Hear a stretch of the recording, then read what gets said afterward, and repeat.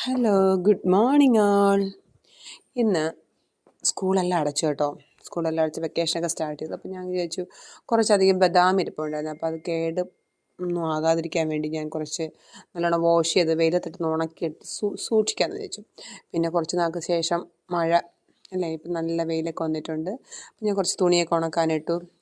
ഇനി നമുക്കൊരു self care ആയാലോ. ഞാൻ കുറച്ച് ചെമ്പരത്താളിയൊക്കെ ഇട്ട് തലയിലൊക്കെ ഒന്ന് മസാജ് ചെയ്യാമെന്ന് വിചാരിച്ചു. കുറച്ച് കെട്ടിയിട്ടുള്ളൂ കേട്ടോ. അതും കുറച്ച് ചെമ്പരത്തി പൂവും എല്ലാം കൂടിയിട്ട് മിക്സ് ചെയ്ത് നല്ല വൃത്തിയായിട്ട് കഴുകിയെടുത്ത് നന്നായിട്ട് നമുക്ക് ചെറിയ താളി ഉണ്ടാക്കിയെടുക്കാം.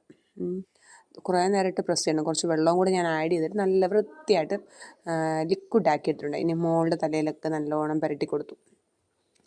താളിയൊന്നും അങ്ങനെ ആഴ്ചകളൊന്നും ഉപയോഗിക്കാറില്ല. ടൈം ഉള്ളപ്പോഴൊക്കെ വല്ലപ്പോഴൊക്കെ നമ്മൾ താളിയൊക്കെ തലയിൽ അപ്ലൈ ചെയ്യാറുണ്ട്.